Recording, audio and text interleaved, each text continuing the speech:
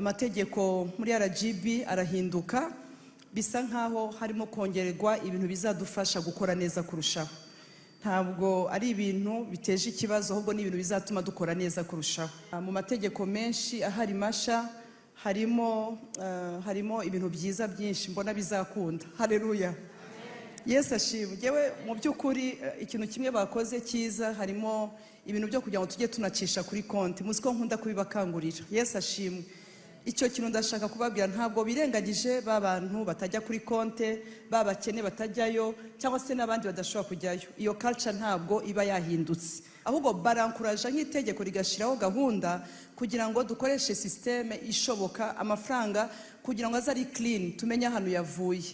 Murabizi ko amatorero hashobora kuba amafaranga ashobora kwinjira mu itorero avuye mu bateroriste, avuye ahantu hadasobanutse, avuye mu bantu sinzi ukuntu babyita ngo imitwe itera iki, ngo imitwe y'iterabwoba hari. Imana izaturinda amafaranga. Yesu ashimwe cyane. So muri ubwo buryo rero, iyo ikintu cyiza kuri bamwe batanga amafaranga bashira amafaranga kuri konti, reka mbabwira akantu keza kugira ngo dukomeze dusagure n'abandi. Turazi ko turi community ihari kugira ngo tuzane impact within the church and outside the church. Turasaba rero kugira ngo impact igaragare, kandi impact ntabwo yagaragara tudafite n'ubushobozi. Tanga ubushobozi mu ba members, tanga ubushobozi mu bari hano, tanga ubushobozi no mu ba diaspora, ariko ubwo bushobozi bujyane n'ishaka. Mana abaretse gutanga icya 10 bagitange, wenda kubera impamvu z'ibihe bari gucamo, babara bikabagora bakagira ubwoba, bakabireka, abo nabo bongera ubahagurutse. Abari guturiraga bakaba batakibasha gutura, ubaho uburyo baguturire, kandi mwami bigende neza. Tugukomeye amashyi n'impundu mu izina rya Yesu. Amen. Yesu abaho umugisha. Yesu aguha umugisha. Lili urakoze, turi kumwe ariko numva ntacyo, numva navuga nta gusemura. Yesu ashimwe. Ngiye kuvuga akanya ka mbere, dufite undi muvugabutumwa, sinzi ahantu yicaye, sinzi aho Lionel yicaye, banza yagiye gusenga. Okay. Yesu amuha umugisha, ni uri butwigishe. Mukomere Imana amashyi menshi. Ayo mashyi nayo Uwiteka. Yesu ashimwe. Ku bintu byiza Liliane amaze kuvuga, turashaka no gushimira cyane ko murabizi ko kuva muri uyu mwaka, nk'uko buri mwaka kuva 2018 twagize umugisha, amategeko muri RGB arahinduka, bisa nkaho harimo kongererwa ibintu bizadufasha gukora neza kurushaho. Ntabwo ari ibintu biteje ikibazo, ahubwo ni ibintu bizatuma dukora neza kurushaho. Haleluya. Turashimira Imana cyane cyane. Mu mategeko menshi ahari masha harimo ibintu byiza byinshi mbona bizakunda. Haleluya. Yesu ashimwe. Jewe mu by'ukuri ikintu kimwe bakoze cyiza, harimo ibintu byo kugira ngo tujye tunacisha kuri konti. Muzi ko nkunda kubibakangurira. Yesu ashimwe. Icyo kintu ndashaka kubabwira, ntabwo birengagije babantu batajya kuri konte, babakene batajyayo, cyangwa se n'abandi badashobora kujyayo. Iyo culture ntabwo iba yahindutse, kugira ngo tubyumvikane neza. Yesu ashimwe cyane. Ahubwo barankuraje nk'itegeko rigashiraho gahunda kugira ngo dukoreshe systeme ishoboka, amafaranga kugira ngo aze ari clean, tumenye ahantu yavuye. Murabizi ko amatorero hashobora kuba amafaranga ashobora kwinjira mu itorero avuye mu bateroriste, avuye ahantu hadasobanutse, avuye mu bantu sinzi ukuntu babyita ngo imitwe itera iki, ngo imitwe y'iterabwoba hari. Imana izaturinda amafaranga. Yesu ashimwe cyane. So muri ubwo buryo rero, ikintu cyiza kuri bamwe batanga amafaranga bashira amafaranga kuri konti, reka mbabwira akantu keza. Reka uvuge no kuri personal life yawe. Iyo ucisha amafaranga kuri konti, hari abantu nyine baba bafite umutwe uvuga ngo sinshaka kuza yareba akayakontorora, ariko nagira nkubwire nta kintu cyiza nko kubona amafaranga yinjiye agasohoka. Umwaka ujya kurangira ushimye Imana, umwaka urangira uvuga uti Imana sinarinzi ko ndi umukire, ariko mwaretse tugashimira Imana. Haleluya. Ntabwo narinzi ko ibintu bishobora kuba gutya bikaba byiza cyane. So ushoboye n'ukuri, amina. Reka nkubwize ukuri, ushobora kugira gutya umurimo urakura. Giye kuri twebwe ni byiza, ururakura cyane. Ejo bundi hari igihe usanga abantu bageraho cyo bagahura n'umuntu ko yabonye umuntu abwiriza, si hano muri urusengero cyangwa se n'ahandi, ugasanga agiye kubwira umuntu ngo ngicyo ngo icya 10 ndacyohereje, ariko ugasanga acyohereje n'ahantu hatariho. ariko ushoboye gufata ugatanga icya 10, reka mbabwize ukuri, ukagishyira kuri konti y'urusengero, ukazana na bordero tukagusengera, tukatura umugisha, si ikintu cyiza cyane? Mubwe amen. Ikindi nanone ushoboye kuzana amaturo, no, amaturo ni ngombwa, n'icya 10 wagitanga, ntabwo ndi kubabuza, ariko kugicisha kuri konti bifite imbaraga cyane, no kubyubaha, no gucisha kuri momo. Ziriya momo ziri official, ziriya momo ntabwo ari iteka mitwe, murabyumva? Momo iri official, ucisha kuri momo ugacisha kuri konti, ni ibintu byose biri, ndavuga ngo biri legal. Amen. Yesu ashimwe cyane. Hanyuma noneho uzanagira nuko ushima Imana, uvuge ngo Mana ndagushimiye ko uyu mwaka nagutangiye icya 10. Ariko rero bizahita binagaragara ku batagitanga benshi. Ariko n'abantu bazi ngo basengera afite ibya 10 cyane, ariko buriya abantu batanga icya 10 mu rusengero baragereranya. Rata ntibatwumve bo hanze, ratambariza umuntu mwicaranye ngo ujye ugitanga, rata twivugira ukuri.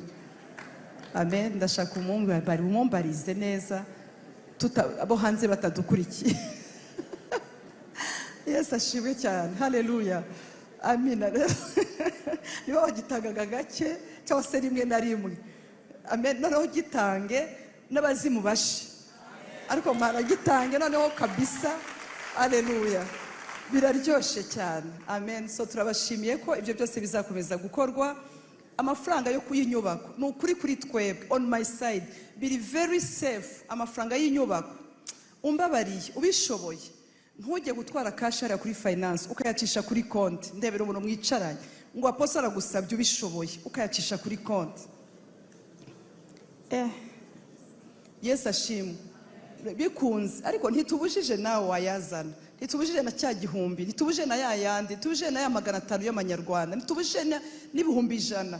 Amen. Sibyo? Igikoresho cy'abubatsi gishe muri envelope, niyo mpamvu dukora link ikajya online, tugakora n'udupapuro abantu bandika. Hamwe n'iterambere ntabwo dushobora gusigana babandi. Tumva ntazi umukozi w'Imana wavuze ngo ngomba kugenda buhoro ntasiga nabandi. Namwe ntabwo tuzabasiga, byose bigomba kugenda neza cyane.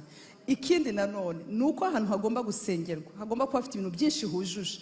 Ndashimira Imana ko ahantu dusengera pe hafite ibyuzuye, ariko nanone tugomba kujya mu byuzuye kurushaho, kuko hano hantu twamaze kuharuta, tubyemere tubyange, turaharuta, tugomba kubaka. Mvuga ngo blameless, ndashaka kuvuga ngo turi blameless. Amen. Kuko nanone niba haraje amategeko muri 2018, muri 2025 tukaba dufite nk'igihe cy'umwaka cyo kugira ngo tugende dukosora ibindi bimwe bituzuye, kuva igihe byagiye muri gazeti ya leta. Niki kigomba kuba rero? Ni kuvuga ngo iri tegeko rya 2018 n'irya 2025 kuca muri gazeti, tuvuga ibyo bemeje ubu ngubu bongeyeho. Ni kuvuga ngo niba bitarabayeho muri 2012, hakaba hari byabaye muri 2018 na 2025, bivuga ngo ntituzi 2030 ikigomba kuba. Rero tugomba kuba turi proactive, tureba n'ibintu hakiri kare, dukora ibintu kare kugira ngo tubashe guhagarara. Muvuge haleluya. Ndumva nishimye, ndumva ari ibyo ngibyo. Kandi kantu numvise nakunzemo cyane, n'akantu kavuga ko umuntu atagomba guhagarara imiryango akaba legal representative w'ahantu harenze hamwe. Amina. Yesu ashimwe cyane. Bivuga iki rero? Niba tuvuge ntashobora kuba legal representative w'ahantu habiri, sibyo? Reka mbabwire, niyo mpamvu mugomba kwiga. Ndebera mugenzi wa Taposo, ufite degree, ugomba kwiga certificate ya theology. Ubwira mugenzi ngo certificate ya Bible nta nubwo igoye. Amen. Vuga ngo niba uri muri lisansiye hano, ndebera umuntu mwicaranye, utugomba kwiga Bible, niwo uzahagarara paruwasi yo mu Mutara. Ndebera umuntu muri kumwe, ntabwo nabumvise. Bira mugenzi wawe nta kundi wabigira. Vuga ngo Aposo ni wowe afite, ko ndakureba. Yesu ashimwe. Genda nezerewe kuko vision mfite ni ukuba umubyeyi, nareretswe, nabonye Imana, ubundi nkajya mbahesha umugisha mukajya kubihagararira. Ndebera ahantu uri, ndebera ahantu umuntu ari umuguti, ni wowe uzahagararira. Reba ahantu mu Rwanda, muguti paruwasi ya Kicukiro ni wowe, ko ntari kukureba neza. Yesu ashimwe cyane. Wabimubwiye? Paruwasi ya Remera Kimironko ninde? haleluya, Yesu ashimwe cyane. Niyo ngo paruwasi yose igomba guhagarikwa n'umuntu either byibura ukaba ufite degree murazifite hano bwamugenze ngo na masters na PhD. Aha, so noneho kuri ya degree hagomba certificate. Mwumvise ko tugiye kubashiriraho ishuri, wa mukozi w'Imana, amen, tuzabashiraho iminsi 2, amen. Mujye hariya mu nguni vuga ngo kwiga nta gukina. Ku buryo tuzajya kurangiza uriya mwaka certificate ugize uti uyifite nkahita ngutuma Kicukiro na Kimironko n'ahandi hose. Mukomere Imana amashi rero, turanezerewe. Haleluya. Ntabwo muzantenguha. Okay, tubigendanyemo neza. Imana ibaha umugisha. Ndebera mugenza mu gutungura aho muyobozi. Pastor Bernard, sinababwiye kuva kera ngo abakristo ntibarazi. Narabivuze sinabivuze. Iki nicyo cyadushobora, ariko mukomere Imana amashi rero. Haleluya. So ubwo rero to cut the long story short, nagira ngo nshimire Imana ku minsi 2 yatambutse, hanyuma mite nakira umukozi w'Imana ugiye kutwigisha. Ndashimira Imana ku munsi w'abagore. Amen. Munsi w'abagore. Haleluya. Ngira ngo mbabwire nta hantu Imana ishobora guhagurutsa umugore ngo isige umugabo. Ntabwo umugore ari defined na high heels. Ntabwo ari defined na hotalo. Kuba yambaye hotalo agasokoza agashiraho ntuza nanjye bango ketchup. I was joking. Yes, ashimwe cyane. Agashiraho makeup. Ntabwo ari byo bidefininga a picture of a woman. Kandi rero niyo mpamvu tugomba kuvuga ngo iyo Imana ivuze ngo ku itorero ikavuga ibyo tugomba gukorera Imana. Niyo mpamvu Paulo yavuze ngo nta muyuda nta mugiriki, uretse uko twambaye nuko dusa n'ibindi byose, ariko assignment ni zimwe. Icyo Imana ishaka ku bagabo n'icyo ishaka ku bagore ni bimwe mu itorero. Irashaka ko tuyiyegurira, irashaka ko tuyikorera. Muri Matayo 6:33, nimushaka ubwami bw'Imana no gukiranuka, ibindi byose bizagira gute? Siko bimeze. Ariko noneho hakaba umwihariko. Yesu ashimwe cyane. Imana itanga kugira ngo habe partnership. Hariya mu Bacamanza 4 ku murongo wa 7 kugeza ku wa 9 hari inkuru y'umugabo witwa Baraka ndetse n'umugore witwaga Debora, kugira ngo murebe ko iki gihe dukeneye partnership. Ntabwo dukeneye toxic femininity, ntabwo dukeneye toxic masculinity. Sinzi nawe wenda bisobanutse ibintu biri toxic.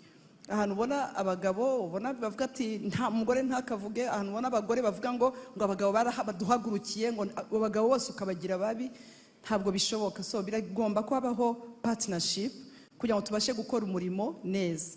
Hano haravuga ngo nanjye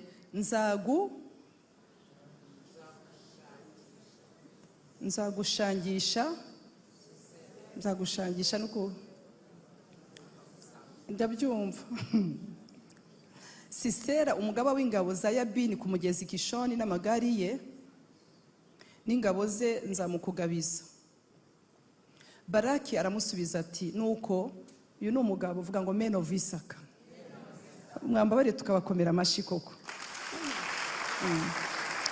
Aramusubiza ati nuko nitujyana nzagenda. Uyu mugabo Baraka, reka muvugaho gato nge kwicara. Nuko nitujyana nzagenda, ariko nutagenda nanjye sinzagenda. Murabona uyu mugabo yatifitiye umutekano. Murebe umugore nawe aramusubiza ati nukuri tuzajyana, ariko rero nta cyubahiro uzabona muri iryo tabaro uzatabara. Umugabo nta comment yongeyeho. Reka nivugire. Abagore mujye mutubabarira, tufite womanhood nawe mufite manhood, mujye mwihangana. Kuko Uwiteka agiye gutanga Sisera ngo aneshwe n'umugore. Uyu ni umugore uri kubihamya. Debora aherako ahagurukana nande?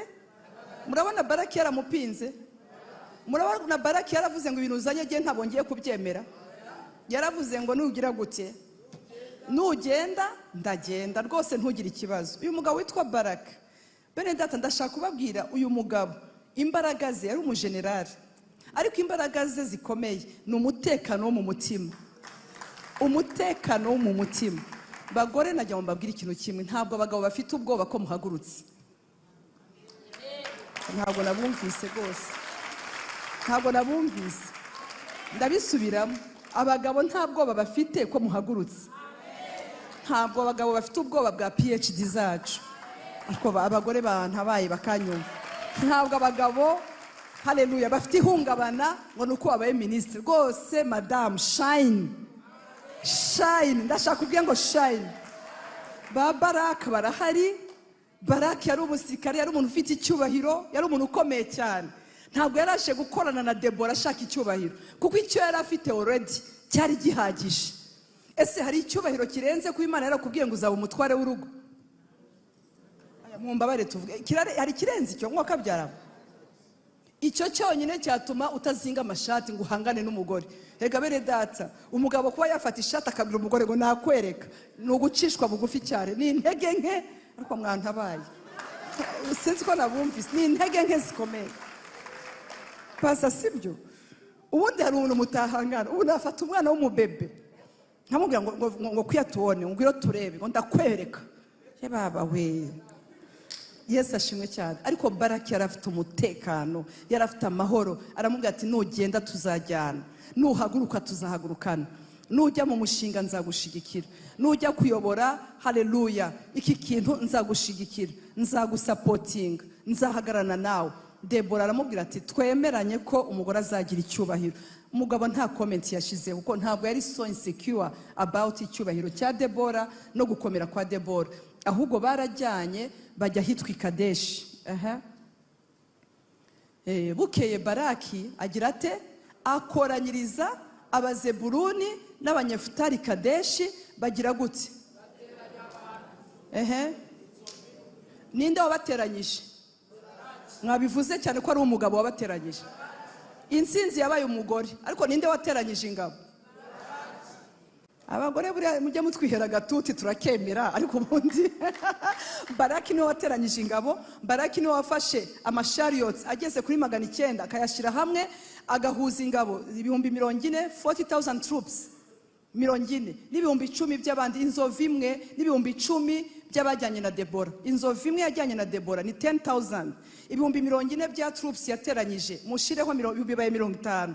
Amagare ageze ku 900, chariots of iron araziteranya. Byose amaze kubiteranya neza, amaze kubihuza, ngo na Debora nawe bagira bate? Mwumvise ko Debora yitwa umuyobozi, ariko ninde wateranyije amagare? Debora yaje byarangiye, bagabo ntimukatuvune. Umwamba bari je nashakaga mu ndebera abagabo uti ntimukatuvune. Haleluya. Abagabo bagiye guteranya amagare, bagiye guteranya ibintu byose, iyi build and prosper, bagende bateranye, bajye ubwenge, barebe ukuntu bigiye kumera. Nashakaga kumva abagabo bagiye guhaguruka mwoka byara, abagabo bakomye babinyeretse. Haleluya. Yesu ashimwe. Baraka haguruka, koranya ibintu byose, zana ubwenge, mobiliza, ubundi nubirangiza Debora mugire muti. Maze Debora bazahita bamuririmba. Ariko mwaretse mwe kabyarabo. Reka mbabazi, iyo umugabo yabaye promoted muka doctor, ninde ubigendera? Ubona umugabo atari wowe doctor? Amina sibyo se? Umugabo iyo bamwongeye iranka, ubona ari umugabo wayongejwe cyane ni madame. Ariko mwantabaye mukavuga haleluya. Inzu yuzuye, umugabo bafatanyije yego yayubatse, amen, yohereje amafaranga. Umugore avuga ngo iki? Ngo inzu yanjye, ngo je inzu yanjye ntabwo ari uko bigomba kumera. Mugabo wihangane Baraka, wihangane, teranya amagare, teranya ingabo, ariko ubundi Debora yamamare, ubundi Debora yicare mu rugo. Haleluya. Erega abagabo barwaye pressure, ngo umugore yasanze narabyujuje byose, murara ari kubyitibye. Reka abyitibye nta kundi, warabiteranyije, reka zaryama amererwe neza. Tukeneye abagore baruhutse, badafite stress.